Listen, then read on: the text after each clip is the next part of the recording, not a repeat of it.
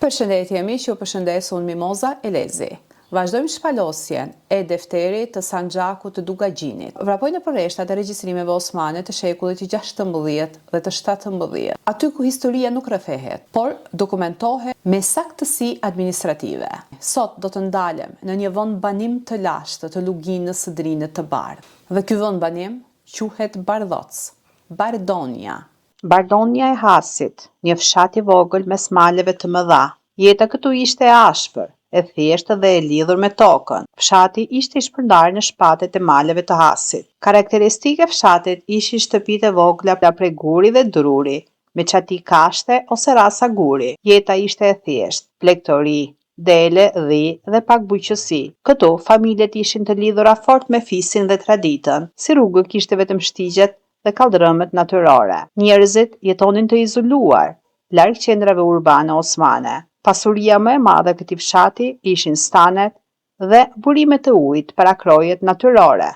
Sot shtëpitë kanë ndryshuar, por heshtja e maleve mbetet e njëjta. Kujtimet e atyre që u larguan ende jetojnë në çdo gur të këtij vendi.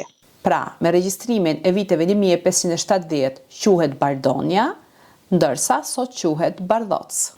Në gjuhën e defterit osman, fshati Bardonja ose Bardhoc shfaqet si një fshat malor, i lidhur me nahijen e lumës, me një strukturë të vogël, por të qëndrueshme familjare. Banorët e këtij fshati, ashtu si banorët edhe fshatrave të tjerë të cilët shikojmë në Sanxhakun e Dugaxhinit, shfaqen në regjistrimet osmane si fshatar, si banor, të cilët i përkasin fesë së krishterë, të organizuar në ekonomi bujqësore dhe bilektorale, ku çdo shtëpi përfaqësonte një njësi prodhimi dhe detyrimi fiskal. Këtu shikojmë strukturën e haneve, pra të shtëpive, rreth vitit 1500-1600. Në mënyrë të parafort historiko-demografike, në fshatin Bardhoc, sipas regjistrimeve që kemi këtu në defter, gjindeshin 10 shtëpi dhe këtu gjithashtu do të shikojmë edhe 10 krye familjar. Siç e kemi theksuar edhe në regjistrimet e mëparshme, e theksoj këto në çdo program sepse mund të kem djegës të ri dhe dua t'i informoj, në atë kohë çdo familje shumëzohej minimum me 4, maksimum me 7 persona.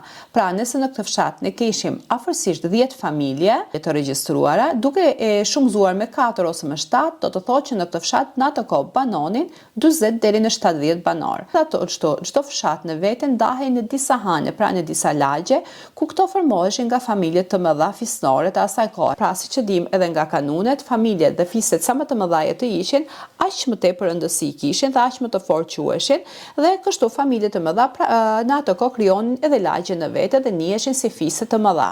Familjet bujqësore dhe bregtoral, të cilët ishin anëtar të këtyre fshatrave dhe në përgjithësi të fshatrave të Drinit të Bardhë, kishte edhe familje sezonale, të cilët ato sipas kohës dhe sipas sezonave ishin familje të lëvizshme, pra kishte familje të cilët ato mblidhin dhenta, shkonin nga një fshat një tjetër sipas kohës, sepse koha e dimrit, sidomos në zonat e veriut dhe në ato zona ishte shumë e ftohtë, ishte acar dhe kafshët nuk kishin me çfarë të ushqeheshin. Megjithëse ishin në këto kushte të vështira, ku çobanët merrnin dhente dhe iknin nga një qytet në një qytet tjetër, ato, me gjithë të kushte të vështira mbijetese, gjithashtu ishin të detyruar të paguanin taksa tek perandoria osmane për dhente dhe për gjithë shka që kultivonin nga dhent. Pas këtyre rreshtave të thata arkivor, fshihet një vazhdimësi shumë e thellë e historisë. Zona e Bardhocit mban gjurmë të fortifikimeve të hershme iliro-romake, duke dëshmuar se geologjia nuk ka qenë kurrë e zbrazët, por një hapësirë e banuar dhe e mbrojtur për shkak të rëndësisë së saj strategjike në korridorin natyror të Drinit të Bardhë. Në defterin e Sanxhakut të Dugaxhinit, territori i Hasit nuk shfaqet si hartë moderne me kufi të fiksuar, por si një mozaik vendbanimesh, tokash dhe kullotash të lidhura mes tyre. Në këtë mozaik dallohen 3 pika kryesore të një hapësire të përbashkët historike, që dhe të gjithë fshatrat, si që shikojmë këtu, mbaleshin nga rudina. Tani le të shikojmë përbërjen e fshatit Bardhoc, banorët e fshatit, krye familjare, çfarë emrash kishin dhe sa hane kishin, që totalisht në fshatin Bardhoc këtu janë regjistruar 10 shtëpi, Nga këto 2 janë musliman dhe 1 është beqar. Këto janë regjistrime të viteve 1570, por patjetër mbi fshatin Bardhoc dhe fshatet e tjerë të Hasit mund të has edhe në regjistrimet e tjera të mëvonshme të viteve 1700-1800, ko ato do të shpalos pasi të përvetsoj dhe do të mundohem të shfaq të gjitha ashtu siç i përvetsoj me ju. Pra, jemi me fshatin Bardhoc, Bardonia quhet në ato kohë dhe ky varet nga Rudina. Banorët e fshatit, emrat e kryefamiljarëve të këtyre 10 haneve, 10 shtëpive të asaj kohe ishin Mustafa Gika. Këtu shikojmë që ke emrin Mustafa Gika. Mustafa Gika, ky është administratori, që ka edhe çën në fund, që është ai çiflik, pra ka çiflikun, administratori i cili mbledh edhe taksat. Dhe këto janë shërbëtorët besnik, pra që marrin regjistrime të sakta për perandorinë osmane. Andre Kola, Doda Nue, Tita Dida ose Tenda. Këtu kemi një shënim që thot bishtina e Todës në duar të banorëve të fshatit. Pra, këtu do të qenë kjo pasuri e Todës që i ka rënë në duar të fshatit. Që që pamë edhe në regjistrimin e kaluar, ku në këto zonë gjithashtu funksiononte edhe gjakmarrja, edhe vrasja dhe konfliktet, sepse këtu zotëronin kanunet e malit dhe fshatrat e zonave malore nuk kontrolloheshin nga ligjet e administratët osmane, por ato paguanin taksat. Kemi Ali Papa, kemi edhe Ali edhe Papa. Papa në është bërë Ali, edhe kjo është një administrator, ato që kanë qenë në fund janë administrator. Gackola është beqar, Tola Papa dhe Ali Papa i njëjti mbiemër Papa. Pra po shikojmë që vllai Tolës Zefi është bërë Ali Papa. Prend Tenda, Biba Kola, Nue Gika, Papa Tola, Gika Tola. Pra, këto janë banorët e fshatit Bardhoc, Bardenia quajnë ato kohë, kemi 2 muslimane, 10 shtëpi, 1 beqar. Shikojmë se çfarë kultivonte ky fshat, të ardhurat e këtij fshati dhe taksat që paguante ky fshat. Të ardhurat, ispengja dhe taksat e çiftit ishin 319 akçe. Pra, e kam theksuar edhe në programet e tjera për ato që më ndjekin për herë të parë, akçet ishin monedha argjendi, monedha serme dhe monedha floriri. Në përgjithësi pagesat bëheshin me monedha serme, aty ku nuk ishte serm paguante flori, por flori ishte më i shtrenjtë, kështu që nëse paguante 10 akçe serme, në rast se nuk ishte serm, do të paguante zojmë 6 akçe floriri. Kështu është mbledhur edhe floriri, edhe serma, dhe pasuria. Ispengja dhe taksa e çiftit, pra ishin 319 akçe. Për 6 barë grur paguheshin 300 akçe. Për 4 barë el paguheshin 120 akçe. Për 2 të 30 nita të thekrës paguheshin 140 akçe. Për 6 barë tagji paguheshin 120 akçe. Për 30 metra musht paguheshin 300 akçe. Taksa e govatës. Govata ishin ato lugje që dhen të kafshët pinin ujë. Taksa e govatës ishte 30 akçe. Taksa e barit 50 akçe. Taksa e perimeve ishte 20 akçe. Bidati i derave ishte 8 akçe. Gjithmonë e kam theksuar, deri është haram, por të marrësh lekun e tij është halal. E 10 e lirit ishte 22 akçe, e 10 e bletëve ishte 12 akçe. Mullintë kishte një mulli dhe për çdo mulli paguaj 15 akçe. Në shumë zona, sidomos në defterin e Arvanitit, e kemi parë që për një mulli është paguar edhe në 30 akçe. Sidomos kur kishte kryengritje të shumta, ato edhe i dënonin në këtë mënyrë. Vlera e kashtës ishte 20 akçe. Një abeti, pra taksa e martesës dhe taksat e tjera ishin 24 akçe, nga njëherë me shifrat mund të bëj dhe gabim se janë shumë të vogla dhe nuk i shikoj mirë.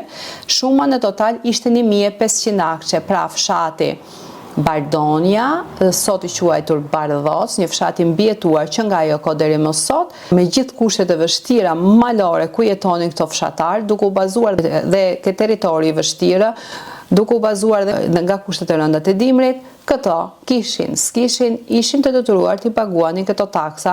Ky shkrim përmbahet në faqen 106 të defterit të Sanxhakut të Dukagjinit. Sipas defterit, Bardhoci nuk kishte një sistem të vetëm fisesh të dokumentuar në defter, por ishte pjesë e hapësirës së Lumës dhe Hasit, ku dominonin familjet vendore të organizuara në mahalla. Me ndikime dhe lidhje me fiset e mëdha veriore si Thaçi, Gashi dhe Beri, Berisha. Në vend të fiseve të fiksuara, struktura reale ishte e fiksuar kështu. Mahalla e bujqeve, pra që ishin vendasit, dhe këto ishin familjet autoktone në brigjet e Drinit. Mahalla e blegtorëve, këto ishin familje të shpërngulura sezonale, pra që lëviznin nga një vend në një vend tjetër simbas kohës, simbas sezonit. Grupe familjare të lidhura me bajraktarët lokal të lumës.